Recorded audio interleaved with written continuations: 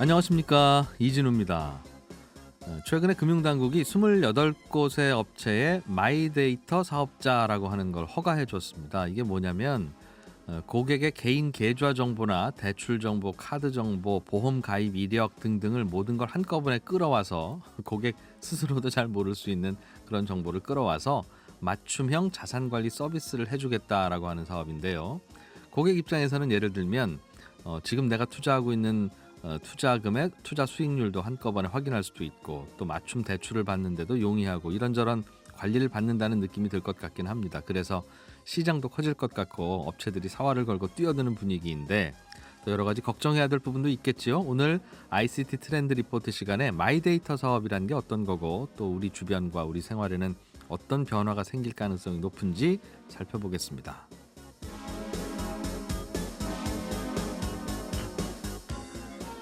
설날을 앞두고 농수산물 물가가 꽤 많이 오르고 있습니다. 친절한 하나씩 시간에는 뭐가 얼마나 올랐는지, 차례상 비용은 얼마나 들지 살펴보겠고요. 공기업과 공공기관이 하는 일에 대해서 함께 알아보는 시간, 오늘은 정부 부처나 공공기관도 시험을 본다고 하네요. 무슨 시험을 어떻게 보는지, 왜 보는 건지 알아보겠습니다. 2월 6일 토요일 손에 잡히는 경제, 광고 듣고 바로 돌아오겠습니다. 나의 개인정보를 한 곳에 모아서 금융 서비스를 좀 더 효율적으로 제공하는 마이데이터 사업이라는 게 요즘 뜨고 있습니다. 요즘 금융권이나 핀테크 업체들이 이 사업하겠다고 많이 달려들고 있는데, 소비자들은 어떤 점이 좋아지고 어떤 점을 좀 걱정하면 될지, 최근에 ICT 트렌드에 가장 키워드로 떠오르고 있는 마이데이터 사업에 대해서 알아보죠. 한국인사이트 연구소의 김덕진 부소장님, 어서 오세요. 네, 안녕하세요. 김덕진입니다. 최근에 정부가 마이데이터 사업을 하기 위한 사업자들을 여러 개 선정해서 허가를 했다는 뉴스를 들은 적이 있어요. 네네네.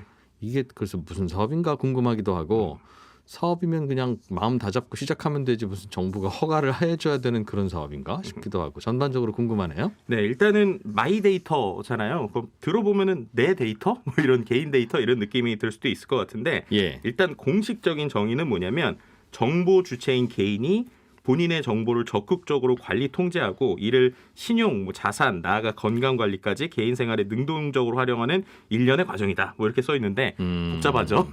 네, 무슨 말인지 모르겠어요. 네, 여기서 간단하게 설명하면 예. 내 데이터를 내가 스스로 보고 내가 관리한다. 그러니까 데이터의 주권이 나에게 있다. 그건 당연한 거잖아요. 네, 그게 당연한 건데 지금까지 당연하지 않아서 이제 예. 그거를 당연한 것으로 만들겠다라는 게 이제 마이데이터라고 보시면 될 것 같은데. 예를 하나 들어주세요. 네, 뭐 뭐가. 예를 들면 이런 것이죠. 지금까지 여러분이 뭐 예를 들어서 뭐 페이스북에 광고가 나오거나 쇼핑몰에서 상품이 뜨거나 인스타그램 광고 나올 때 예. 그게 어떤 데이터로 어떻게 돼 있는지 개인은 알지 못했잖아요. 왜 갑자기 나한테 책상 광고가 뜨지? 그렇죠. 네, 그게. 뭐 이런 것들도 알지 못했고 또 예. 이제 우리가 뭐 요즘에 뭐 네이버라든지 아니면 최근에 나오는 뭐 토스라든지 이런 핀테크 회사들이 나에게 여러 가지 데이터를 주는데, 자세히 생각해 보면은 일반 금융회사에서 최근에 주는 정보하고 예. 그리고 그런 핀테크 업체들이 주는 정보에 좀 격차들이 있었잖아요.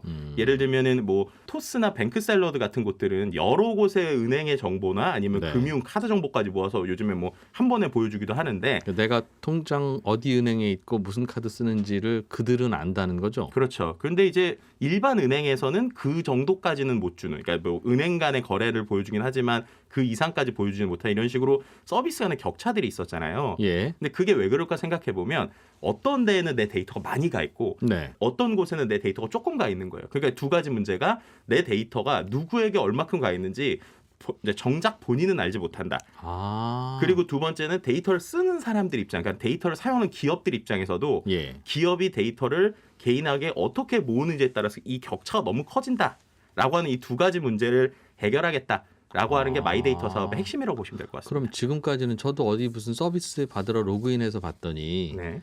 내가 다른 은행들의 무슨 통장이 있는지를 다 알려주더군요. 그렇죠. 보험도 어디 가입했는지 알려주고. 그래서 야, 나도 기억 잘 안 나는 걸 이 친구들은 어떻게 알고 있나 싶은데, 그거 어떻게 갖고 오는 거예요 그러면? 네, 그러니까 지금까지는 어떤 방식이었냐면요. 예. 뭐 여러 가지가 있지만 가장 대표적인 게 스크래핑이라고 하는 방식입니다. 예. 우리가 스크랩한다고 그러잖아요. 신문 스크랩? 네, 뭐 이게 네. 신문 스크랩을 하든 뭐 하든 그런 예. 식으로 이제 스크래핑이라고 하는 게, 제가 어떤 데를 승인을 하면 각 은행에 뭐 프로그램이나 아니면은 그 데이터를 모으는 어떤 머신들이 들어가서 하나하나 긁어오는 방식이에요.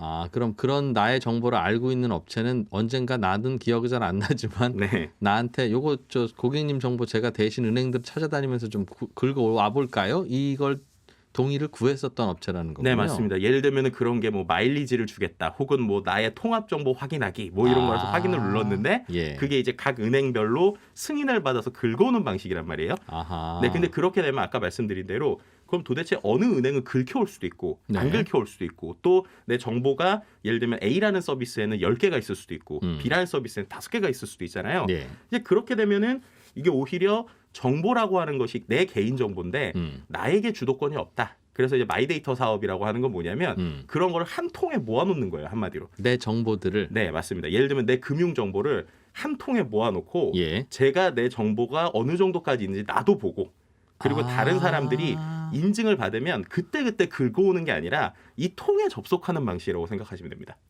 아, 그러니까 마치 그러니까 나의 모든 어디 뭐 계좌번호, 비밀번호 등등 나와 관련한 모든 정보를 네. 그냥 어느 날 날 잡고 하루에 그냥 다 모아놓고 어떤 종이 한 장에다가 네네. 모아놓고 혹시 뭐 필요하면 이제 여기저기 긁으러 다니지 마시고 이 종이 제가 뭐 팩스로 보내드릴게요. 이거 보세요. 할 수 있게 만들었다는 거군요. 네, 맞습니다. 그거에 가장 비슷한 접근을 하신 거라고 보시고요. 예, 예. 그래서 예를 들면은 내 어떤 금융 정보, 카드 정보, 아니면 내가 소비했던 소비 정보 이런 것들을 공식적으로 표준화되어 있는 통에 모아놓고 네. 거기에 그 허가받은 사업자들만 네. API를 통해서 이제 그때그때 받아오는 방식인 거죠. 그러니까 지금까지는 내가 10개 은행이 있으면 10개 은행을 별도로 어떤 서비스가 각각 승인을 받았다고 치면 네. 지금은 모든 은행의 정보를 한 통에 모아놓고 네. 거기에 접근할 수 있는 권한을 제가 승인을 하거나 승인할 수 없는, 이렇게 바뀌었다라고 보시면 그럼 될 것 같습니다. 고객의 승인을 받으면 예전에는 아유 고객 승인 받은 게 이제 한 걸음이야. 그 다음부터는 여기저기 다 더 돌아다녀야 되는데 네네네. 지금은 고객 승인 받으면 바로 그냥 열고 한꺼번에 볼 수 있군요. 네, 맞습니다. 그럼 그게 어디에 보관되어 있을 거라는 겁니까 앞으로는? 네, 그런 것들이 이제 같이 공동으로 하는 공동 클라우드에 이제 보관되는 방식이라고 보시면 될 것 같은데요. 예. 예를 들면은 그래서 뭐 최근에 어떤 마이데이터 사업을 신청했다라고 하는 마이데이터 사업을 신청한 각 금융권들이 한마디로 컨소시엄이 된다고 생각하시면 돼요. 예. 그래서 예를 들면 A 은행에 제 정보가 있을 거잖아요. 그 정보를 어떤 통에다가 이렇게 몰아놓는 겁니다. 예. 그렇게 하면 또 B 은행은 제 또 다른 정보를 통에다 몰아놓겠죠. 같은 통에다가. 네. 예. 그렇게 해서 모든 통에 모아놓은 정보를 누구든 들어와서 예를 들면 제가 C은행이나 아니면 C 인터넷 뭐 쇼핑몰을 하는 데다. 네. 그럼 쇼핑몰을 하는데 정보를 여기다 넣어주고 그리고 그리고 이제 나머지 정보를 가져와서 그것을 가지고 활용을 하거나 그것을 가지고 알겠어요. 개인에게 어떤 정보를 주는 이런 방식이 이제 마이데이터 사업이다. 마이데이터다라고 보시면 될 것 같습니다. 알겠습니다. 그러면 이번에 정부가 허가한 사업자들은 네. 그 통을 만드는 사업자가 아니라 그 통에 접근할 수 있는 사업자입니까? 네, 그렇게 보시는 게 더 정확하다고 보고요. 그러니까 같이 뭔가 만드는 통들이나 이런 것들을 정부에서 가이드라인과 예. 정부의 어떤 시스템을 가지고 있고 그렇기 때문에 이제 그런 통에 접근할 수 있는 권한들을 아무에게나 주는 게 아니라는 거죠.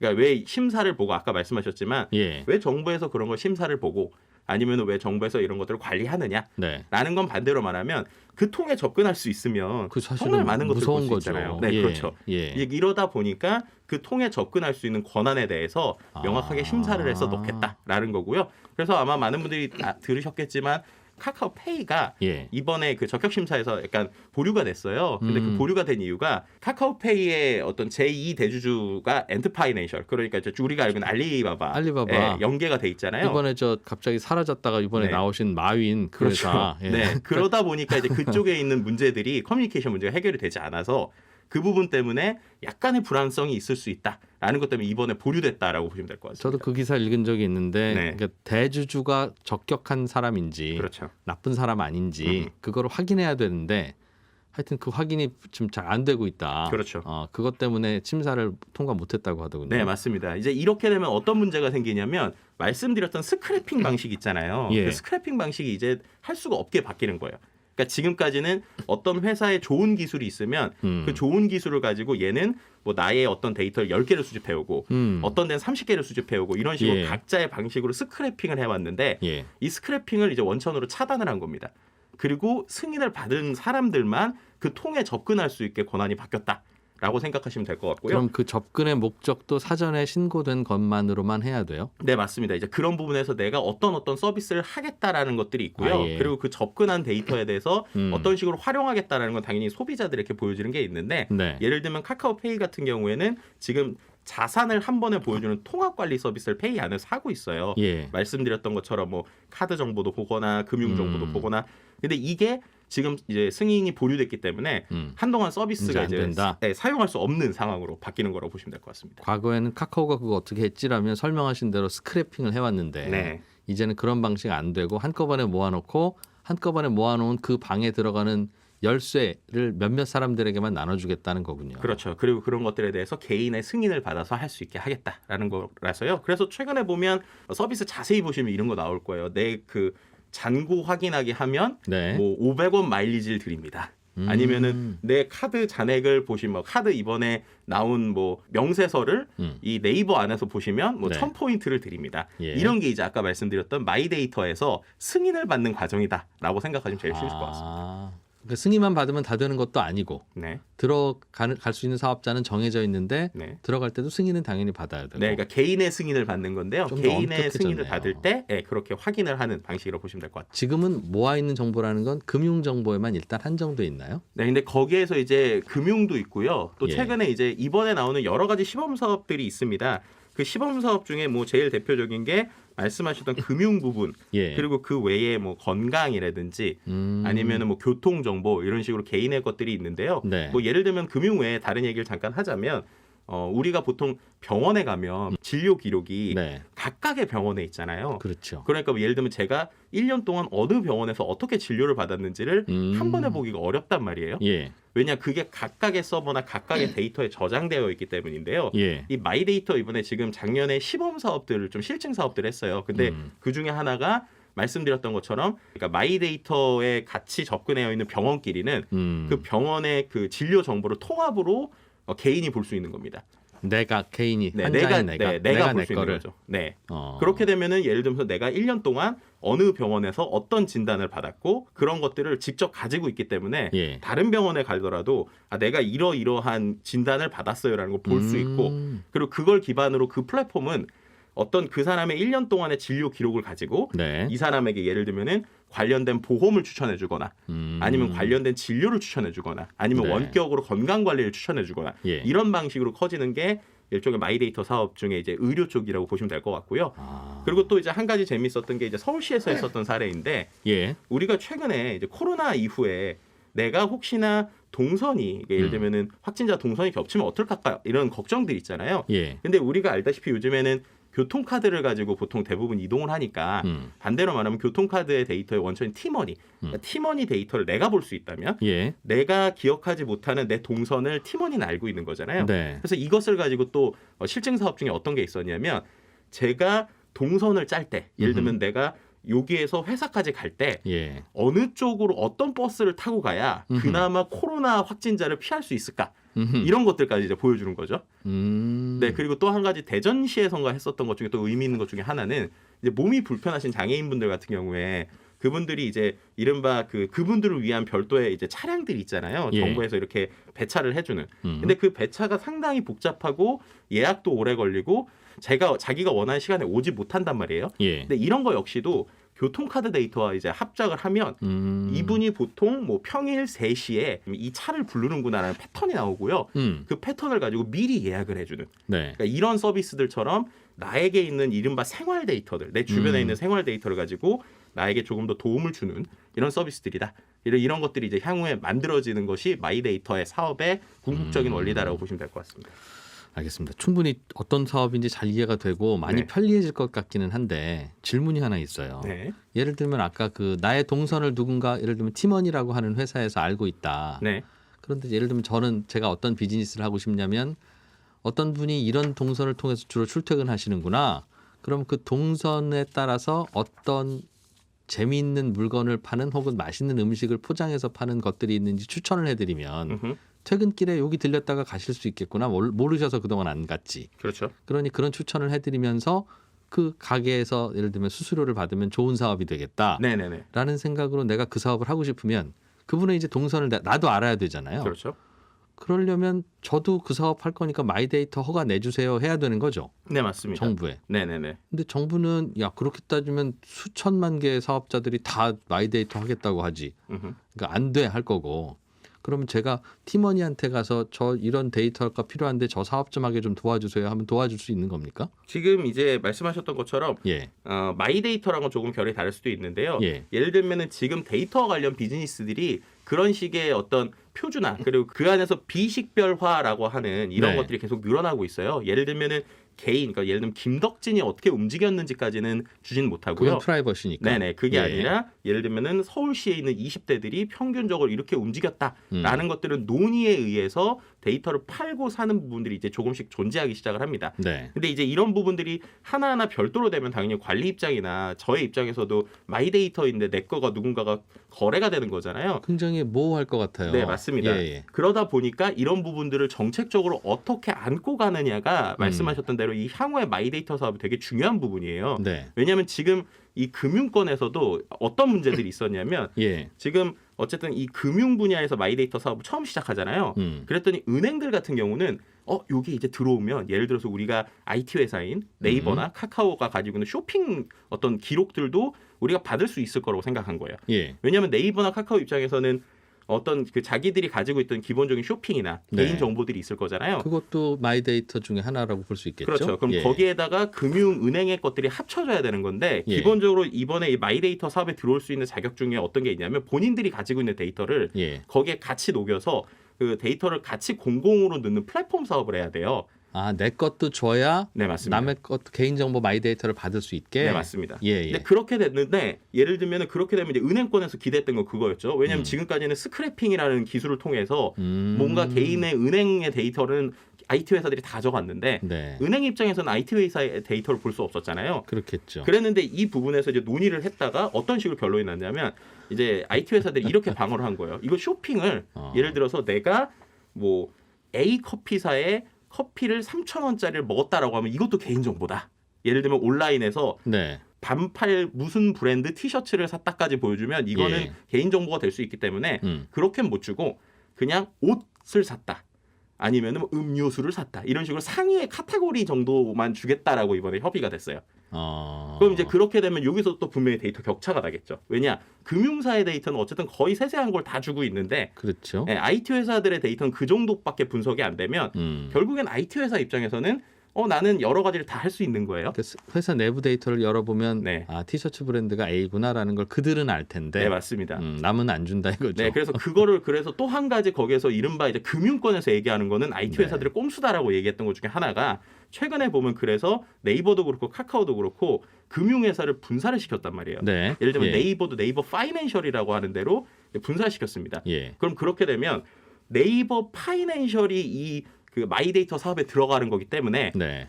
자신들이 원래 갖고 있었던 쇼핑 데이터를 굳이 여기다가 다 넣을 필요가 없는 거예요. 이제는 다른 회사니까. 그렇죠. 예전에는 네. 한 회사에서 우리가 있었지만 네, 그러니까 내가 주기 싫은 데이터는 네, 빼고 분사해서 나온 다음에 너 마이데이터 사업 할래요 하면 별로 내주는 거는 없이 얻는 정보를 많을 수 있는. 네, 맞습니다. 그러다 보니까 지금도 벌써 이 정도에서도 데이터를 결국에는 제대로 주고 제대로 받아야 되는데 예. 결국 본인들이 회사에서 쌓았던 데이터들이 본인들의 자산이다 보니까 안 주려고 하고. 네, 그거에 대한 그 어떤 어느 정도 범위까지 줘야 이거를 받을 수 있을 것인가 이런 거에 대한 좀 세세한 알겠습니다. 법안도 필요하고요. 은행도 그거 주기 싫으면 네, 신한 예금은행, 신한 대출은행 이렇게 바꾼 다음에 네. 대출 정보만 드릴게요 할 수도 있는 거고. 근데 이제 아까 말씀드린 것처럼 이미 금융 데이터는 오픈 데이터. 스크래핑 기술을 통해 가지고 이미 다 가져갔었기 때문에 그게 또 알겠어요. 애매해지는 뭐 이런 부분이 있고 또 두 번째는 이게 한 통에 들어가잖아요. 알겠습니다. 그렇게 되면 보안 문제가 또 있다는 거죠. 네, 그래서 그 보안 문제에 대해서도 어떤 실제 이걸 어겼을 때에 어느 정도 처벌할 것인가에 대해서도 아직 뭐 여전히 좀 더 개선이 돼야 되는 필요도 예. 있습니다.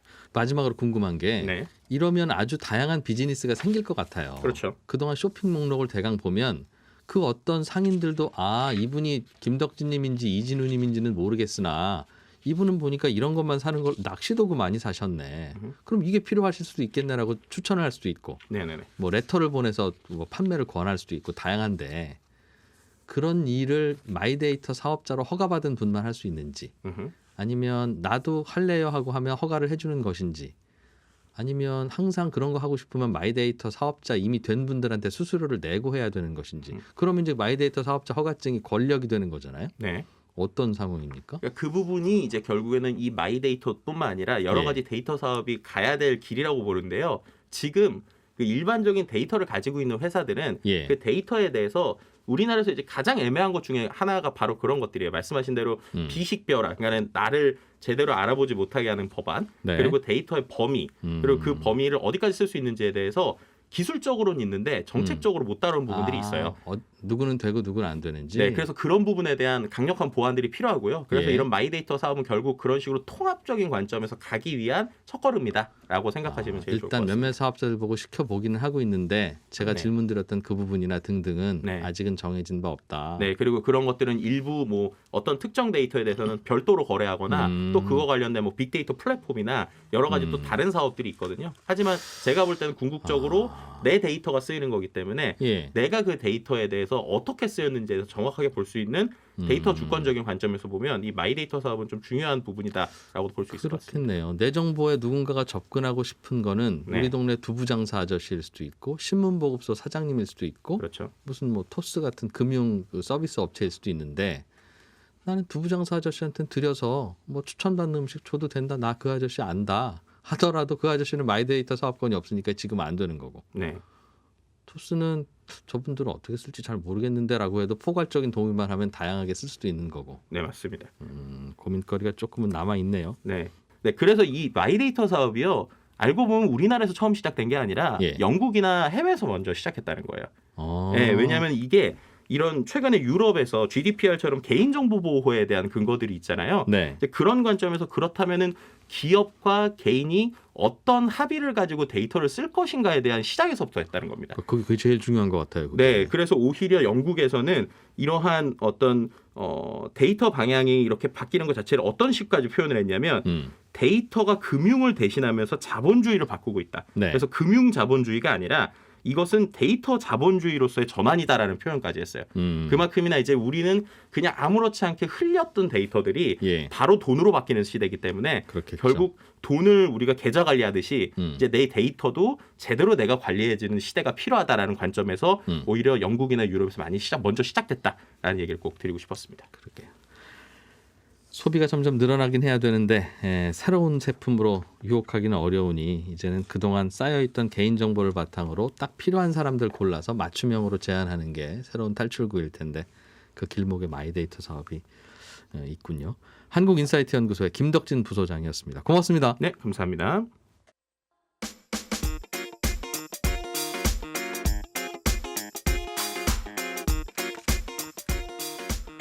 설 연휴가 며칠 안 남았습니다. 올해는 물가도 오르고 코로나까지 겹치면서 차례상 차리는 풍경 그리고 설 쇠는 풍경이 예년과는 많이 달라질 것 같은데요. 친절한 하나씩 이하나 리포터와 설 연휴 이야기 좀 나눠보겠습니다. 어서 오세요. 네, 안녕하세요.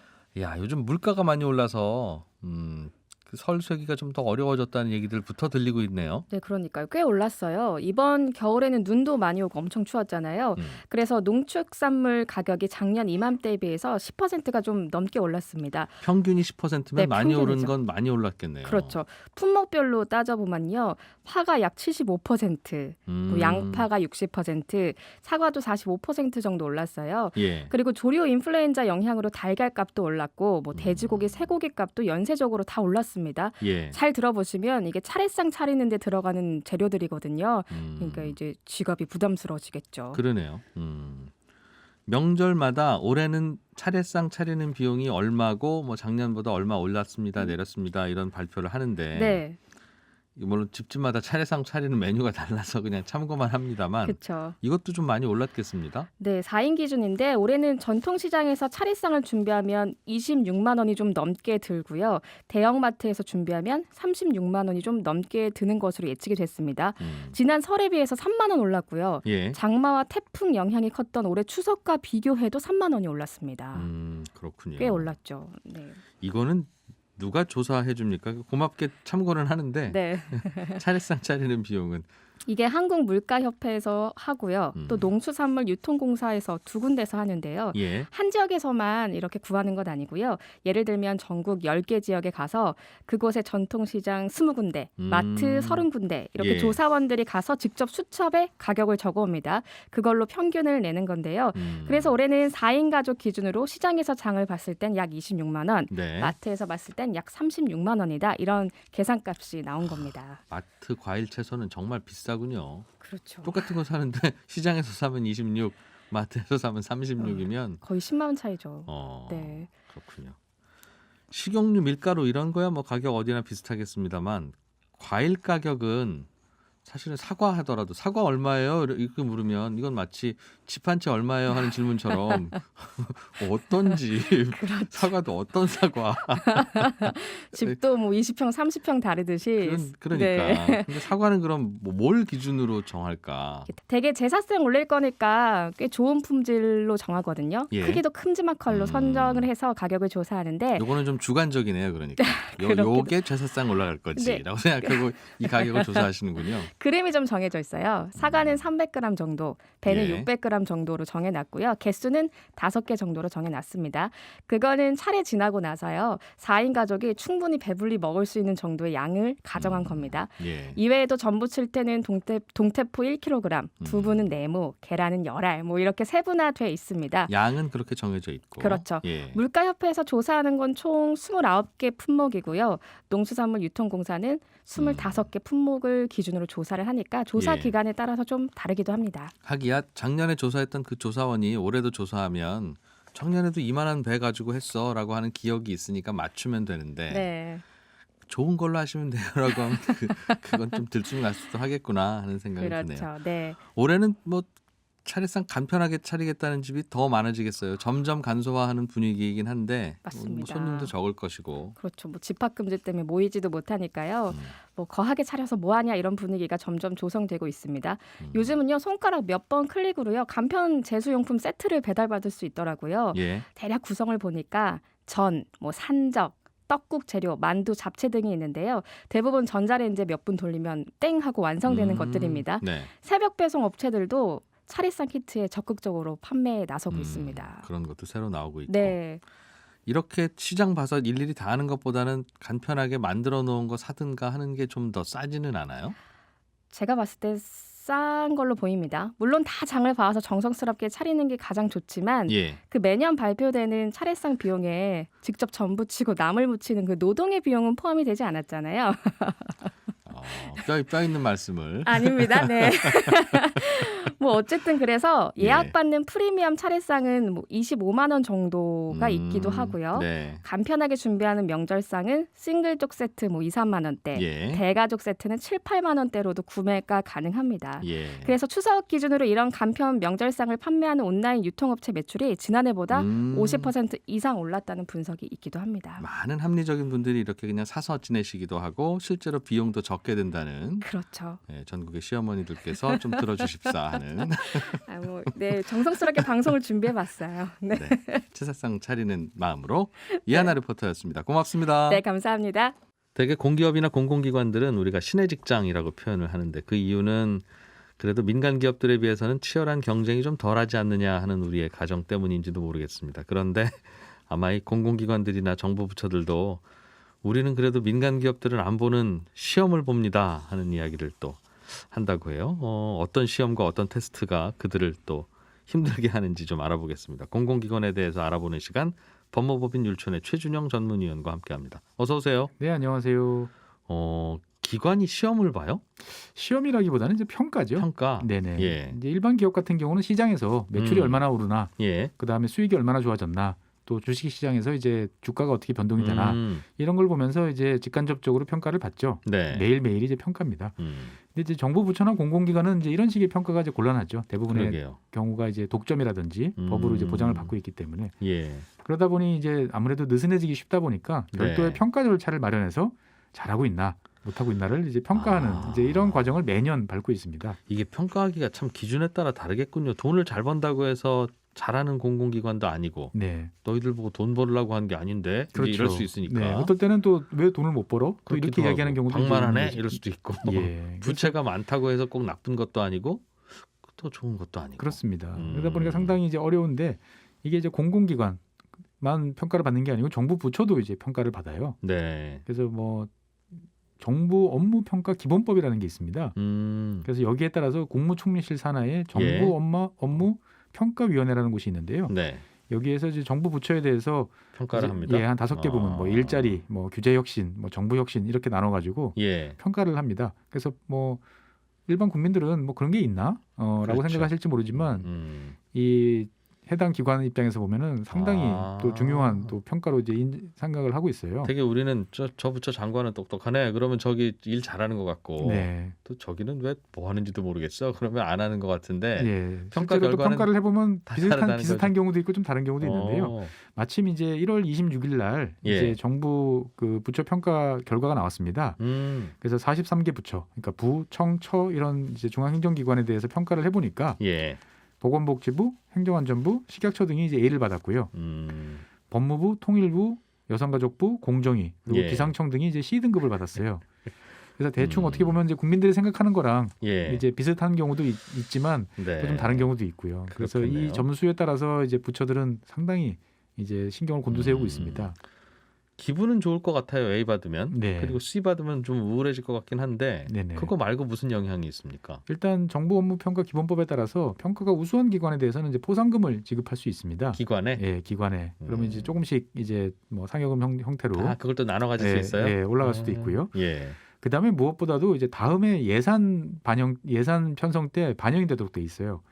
그래서 이제 그 A 등급을 받은 부처의 예산은 가급적이면 긍정적으로 깎지 않고 잘 봐주고 C 등급을 받고 나면 좀 상당히 타이트하게 이제 보는 거죠. 깎아야 되면 C부터 본다. 예. 그래서 이제 부처 내부적으로 이제 C 등급을 받고 나면 분위기가 상당히 좀 안 좋아지고 예. 이걸 준비했던 뭐 담당 과라든지 이런 것들은 여러 가지로 그렇겠네요. 예, 상당히 신경이 곤두서는 이제 신경 쓰이겠어요. 예, 시험은 힘듭니다.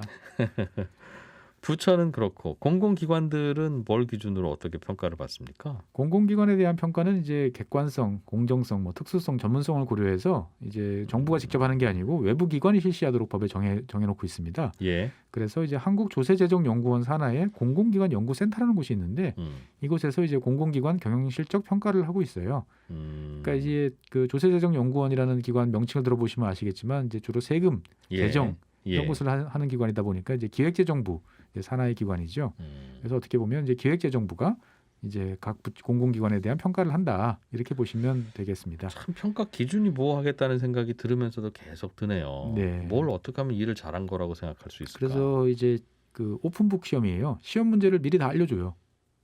그래서 시험을 필기 시험을 본다고요? 아니 필기 시험은 아닌데 뭐에 예. 대해서 평가를 합니다. 아, 평가 기준을 알려준다. 예, 매년 연말쯤. 그래서 이제 기획재정부가 공공기관 경영평가 편람이라는 이제 두꺼운 책자를 이제 예. 발간을 해요.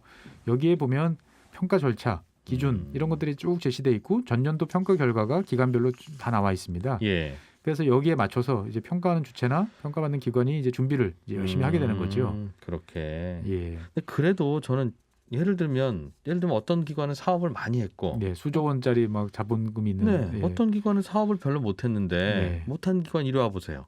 왜 이렇게 사업을 못했습니까? 그러면 저희는 조직도 없죠, 예산도 없죠. 저희도 마음만은 정말 많이 하고 싶은데 그럼 요 조직과 예산을 주시든가요. 네, 그래서 이제 얼마든지. 그런 이제 불만들이 많아서 네. 몇 가지 그룹을 지었습니다.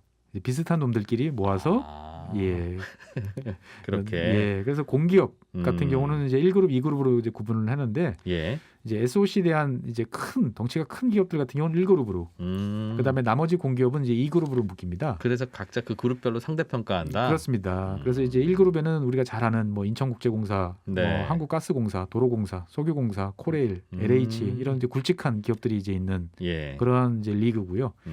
그다음에 이제 2그룹은 이제 그보다 작은 기업들. 예, 기업들이고 그다음에 이제 준정부 기관이라고 해서 뭐 공단이라든지 이런 곳들 있지 않습니까? 예, 예. 이런 경우에는 이제 기금 관리형 그러니까 기금 정부에서 어떤 모아놓은 기금을 관리하는 기관, 그다음에 정부의 일을 대신해주는 위탁 집행형. 성격이 서로 다른 기관들은 따로 분류해서 그들끼리만 또 평가한다. 네네. 그래서 여기저기에도 안 들어가는 기관들은 이제 강소형 이런 식으로 이제 세 개로 구분됩니다. 그래서 예. 이제 기금관리형 같은 경우는 뭐 주로 연금공단, 그다음에 예금보험공사, 부역보험공사, 자산관리공사 등 이제 이런 기관들이 그래도 좀 굵직한 기관들이 많이 들어가 있고요. 예. 위탁 집행형에는 이제 뭐 국립공원공단이라든지 교통안전공단처럼 음. 정부가 해야 될 일을 대신 맡아서 이제 해주는 이제 그런 기관들이 속해 있습니다. 예. 이게 그럼 평가 항목을 좀 보면 어떻게 평가가 되는지를 대강은 알 수 있을 텐데 네. 어떤 걸로 평가해요? 그래서 뭐 교과서를 잘 읽고 이제 분석하는 게 예. 뭐 시험 잘 보는 잘 보는 거 방법이죠. 중요한 건데요. 일단 평가 범주는 경영관리 그리고 주요 사업 이렇게 두 가지 영역으로 되어 있고요. 경영관리 55점, 예. 주요 사업 45점, 총 100점 만점입니다. 음. 그래서 이제 경영관리 보면 뭐 공기업 같은 경우는 뭐 경영 전략 및 리더십, 사회적 가치 구현, 업무 효율, 조직 인사 재무 관리, 보수 및 복지 수행, 혁신 소통 이렇게 나눠져 있는데 이것만 보면은 이거 도대체 어떻게 해야 되는지 잘 어떻게- 모르겠죠 보면. 리더십 어떻게 평가합니까 이걸? 그래서 세부 항목별로 다시 살펴보면 또 쪼개놨어요. 그래서 이제 계량, 점수화 시킬 수 있는 객관적으로 딱 평가할 수 있는 예. 이런 항목. 그다음에 그게 아니고 이렇게 평가위원들이 보고 이제 주관적으로 평가하는 이제 비계량 항목으로 나눠져 있는데 그 사회적 가치 구현 항목이 있으면 예. 그 여기 사회적 보면은 가치를 어떻게 구현했는지 안 했는지를 뭘로 평가해요? 뭘로 평가하느냐? 여기 같은 경우는 이제 사회적 약자에 대한 고용 가지고 이제 평가를 합니다. 그래서 이제 그 일정 규모 이상의 기업들에 대해서는 장애인 의무 고용 의무가 있죠. 예. 근데 이걸 안 하고 이제 별도로 그 분담금을 내는 걸로 해결할 수 있는데 실제로 고용을 했느냐 안 했느냐를 가지고 점수가 0.3에서 0.5점. 네. 그다음에 이제 국가 유공자를 우선적으로 채용하도록 돼 있는데 이걸 정말 했느냐에 따라서 0.3에서 0.5점. 예. 그다음에 이제 용역 근로자를 사용할 경우에 이들에 대한 보호 지침을 제대로 만들어 놓고 준수했느냐. 이런 게 0.2에서 0.4점. 이렇게 되는 거죠. 그러니까 이제 1점 점수를 얻기 위해서 이런 예. 항목들을 이제 나눠서 다시 기관들이 자기들 스스로 채점을 해보는 거죠. 네. 그래서 대부분의 기관들이 목표가 이제 이러한 계량 항목에서는 만점을 받고 그다음에 비계량 항목에서 출제 의도를 파악해서 이제 최대한 높은 점수를 이제 받도록 하는 게 이제 핵심인 거죠. 그러겠어요. 그러니까 아까 장애인 의무 고용, 네. 국가 유공자 우선 채용 이런 것들은 민간 기업의 경우에는 뭐 이런저런 여러 이유로 채용을 안 하거나 못 하거나 미루고 그냥 분담금 내고 말잖아요. 부담금 내고 말잖아요. 네. 근데 공기업은 뭐 그냥 하면 되겠어요. 그냥 그렇습니다. 굳이 이것 때문에 뭔가 업무가 불편해지거나 서로 다른 비용이 든다 하더라도 네. 그 비용 치르면 되니까. 그렇죠. 그러다 보니까 이제 최소한 여기서 만약에 점수가 깎였다 그러면 예. 상당히 이제 곤란한 이제 상황이 되어 있는 거죠. 그래서 이런 점수들은 기본적으로 이제 다 만점을 받으려고 노력을 하고 예. 그다음에 이제 나머지 비계량 항목에 있어서 이제 자신들의 성과 이런 것들을 최대한 잘 포장하는 게 또 큰 일인 거죠. 그리고 이 실제로 평가 결과들을 지켜보다 보면 예. 뻔히 점수를 받을 수 있는 항목인데 음. 이게 뭐 관련 자료가 제대로 제출이 안 됐다든지 정리가 안 돼가지고 점수를 받지 못하는 이런 좀 당황스러운 경우들도 가끔 생겨요. 일 다 해놓고. 예, 그러다 보니까 이제 평가 항목이 대단히 넓고 음. 또 여러 사항들이 많다 보니까 준비하는 입장에서 봤을 때는 신경이 아무래도 이제 쓰일 수밖에 없습니다. 이 평가는 어디서 합니까? 아까 말씀드렸다시피 이제 그 기획재정부 산하에 예. 이제 조세재정연구원에서 이제 하고 있는데 실제 평가는 이제 100명 안팎의 각 분야별 민간 전문가로 구성된 평가위원들이 이제 예. 그 위촉이 돼서 평가를 수행합니다. 그래서 매년 말 이제 기획재정부가 이제 공고를 통해서 이제 평가위원을 모집합니다. 예. 그래서 선발을 이제 절차를 해서 가고 있는데 여기 포함된 분들에 대해서 이제 평가 대상인 공공기관은 평소에 이제 많은 신경을 쓰고 설명도 하고 자료도 제공하고 예. 예, 좋은 관계를 맺기 위해서 노력을 하고 있습니다. 그렇게 해야 되겠네요. 네네. 이렇게 해서 잘 받으면 아까 무슨 뭐 포상금 이런 것도 준다 하니 성과급으로 네네. 그럼 직원들끼리 나눠 가질 수 있으니까 돈 그렇죠. 문제이고 예. 또 다른 어떤 결과가 달라져요? 일단은 평가는 6단계로 되어지는데 이제 아주 미흡 2등급 정도 되면 예. 이제 기관장 해당 기관의 기관장을 이제 해임 이제 공고를 하게 됩니다. S, A, B, C, D, E 이렇게 하는 예, 거예요? 예, 그렇습니다. 그래서 아주 미흡 최하 등급을 받게 되면 기관장이 해임 건의 대상이 되고 대부분 해임이 됩니다. 상당히 이제 불명예스러운 거죠. 예. 그리고 이제 미흡 이하, 그러니까 D등급 이하의 경우에는 이제 재임 기간이 6개월 이제 이상 남은 기관장에 대해서는 경고 조치가 내려지게 되는데요. 이 경고 조치가 내려지면 사실 연임은 이제 불가능한 예. 이제 그런 상황이 되는 거죠. 야, 이거 이렇게 되면 중간에 점수 어떻게 돌아가는지 보고 네. 너무 낮다 싶으면 기관장이 이거 심사위원들한테 가서 뛰겠는데요. 아이 저희가 이거 왜 이렇게 됐냐면요. 뭐 이러면서. 그렇습니다. 그래서 이제 평가위원들을 대상으로 평소에 이제 관리를 이제 하게 되죠. 그래서 이제 뭐 모든 분들을 다 할 수는 없지만 네. 이제 평소에 대충 어떤 분들이 들어오실 것 같다. 이렇게 그룹을 설정해놓고 예. 여러 가지로 뭐 용역 발주라든지 자문위원 위촉이라든지 등등해서 이제 설명을 하려고 노력을 하는 거죠. 그래서 이제 인적 네트워크를 동원해서 읍소하기도 하고 뭐 이러다 보니까 불공정 논란이 제기되면서 이제 쟁점으로 이제 부각이 될 때도 종종 있습니다. 한 100명 안팎의 민간 전문가로 구성된 평가위원. 네, 이분들을 그럼 잘 선발해야 될 것 같은데. 네네. 이분 선발을 누가 하죠? 이거는 그 선발은 이제 기획재정부에서 여러 가지 이제 그 미리 사전에 설정된 예. 리스트에 맞춰 룰에 맞춰 가지고 가기는 하지만 이제 실제로는 이제 국회의원을 비롯한 유력 인사의 추천이 강하게 작용한다라는 이제 비판이 계속 있습니다.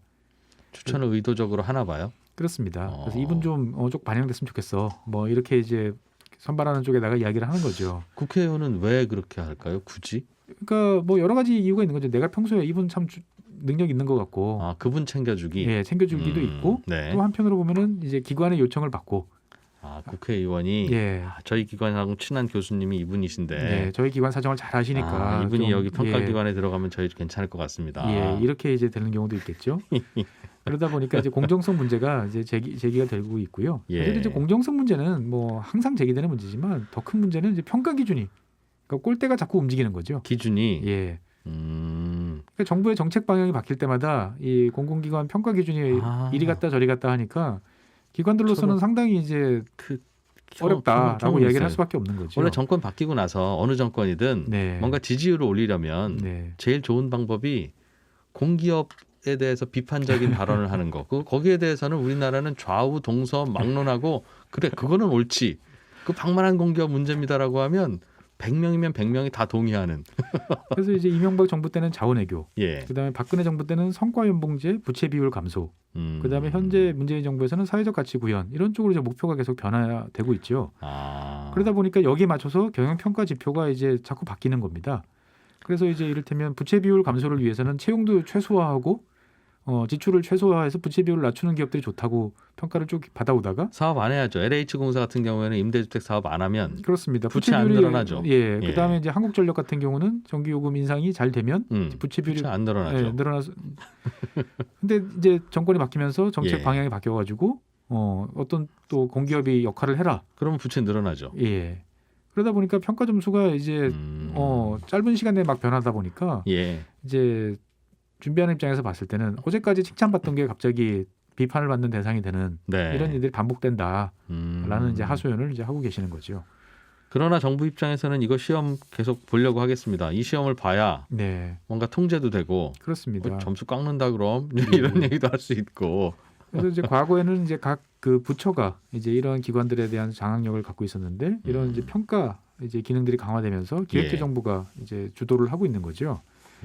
그래서 이런 체제 자체가 문제다라고 해서 이제 별도의 독립된 기관이 수행하도록 해야 된다라고 이제 주장하는 경우가 있는데 민간 회사들이 평가하도록 과연 대한민국에서 이제 별도의 독립적인 기관이라는 것이 존재할 수 있겠는가라는 또 근본적인 이제 의문을 제기하시는 분들도 계시고요. 이거보다는 좀 더 현실적으로 상대 평가 방식이 아니고 절대 평가로 해야 된다라고 또 주장을 하시는 분들도 계세요. 예. 기관들이 정해진 일을 규정에 맞춰가지고 잘 하면 되는 거지. 굳이 남들보다 더 잘했다고 그래서 잘하려고 조직을 쥐어짜거나 네. 그다음에 단기적 목표 달성에 맞춰가지고 이 조직을 움직이는 게 과연 맞느냐. 공기업이라는 것이 공공기관이라는 것이 그런 기관이 아니지 않느냐라는 네. 또 이 이야기를 하면서 절대평가 이야기를 하시는 분들도 계십니다. 이게 민간 기업이면 네. 그냥 소비자 선택을 받는 걸로 평가가 되잖아요. 그렇긴 하지만 최근에 민간 기업도 사실 평가 기준이 점점 복잡해지지 않습니까?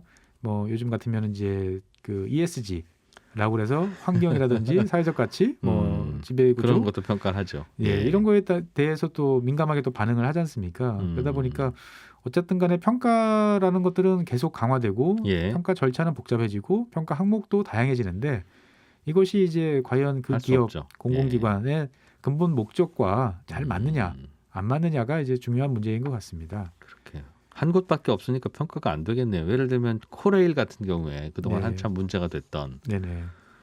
이분들은 정말 효율적으로 일을 하는 걸까 네. 아닌 걸까는 두 개를 경쟁시켜 놓으면 더 잘하는 쪽과 못하는 쪽이 딱 구별이 될 텐데 그렇습니다. 한 곳밖에 없으니까 네네.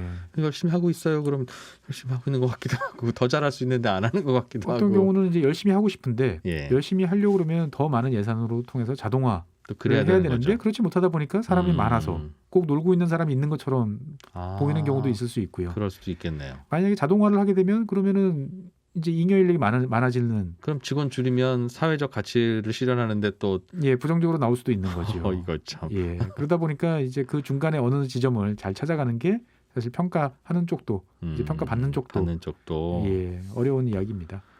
야, 이 우리나라는 다른 나라에 비해서 특히 공공기관, 공기업이 다양하게 많고 그들에게 맡기는 일이 많은 나라 축에 속하는데 네네 그러니까 그분들이 일 효율적으로 잘해주는 게 나라 잘 되는 길이잖아요. 맞습니다. 그래서 평가를 잘 하는 것도 사실 중요한데 예.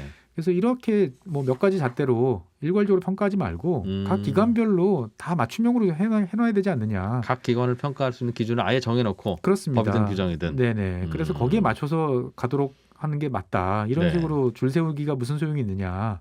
서로 업무 영역이 다른데. 라고 생각하시는 알겠어요. 분들도 이제 계신 거죠. 참 어려운 일이네요. 그러니까 이 기관이 일을 잘하려면 예산을 아껴서 더 좋은 일에 써야 하니 네. 예산을 아끼려면 인력을 효율적으로 관리하고 네. 가능하면 적게 뽑고 전산화 그렇습니다. 자동화해야 되는데 네. 요즘처럼 또 일자리 없을 때는 공공기관이 신입사원 많이 뽑으라고 또 정부에서 맞습니다. 압력과 권유를 하잖아요. 예. 또 임금 피크 제도 또 많이 시행하라고 또 그럼 그러고요. 어떡하지 이거? 그렇습니다. 그러다 보니까 이런 평가 기준에 대해서 조금 예. 더 세분화되고 과거에 비해서는 많이 이제 개선이 됐지만 앞으로도 끊임없이 우리가 시험 문제들이 점점 좋은 문제를 내려고 노력하는 것처럼 그러게요. 이 평가하는 쪽에서도 신경을 많이 써야 될 것 같습니다. 법무법인 율촌의 최준영 전문위원이었습니다. 고맙습니다. 네, 감사합니다. 예, 주말에 준비한 손에 잡히는 경제 저희가 마련한 내용은 여기까지입니다. 재밌게 잘 들으셨어요? 저는 내일 아침 8시 5분에 또 찾아오겠습니다. 이진우였습니다.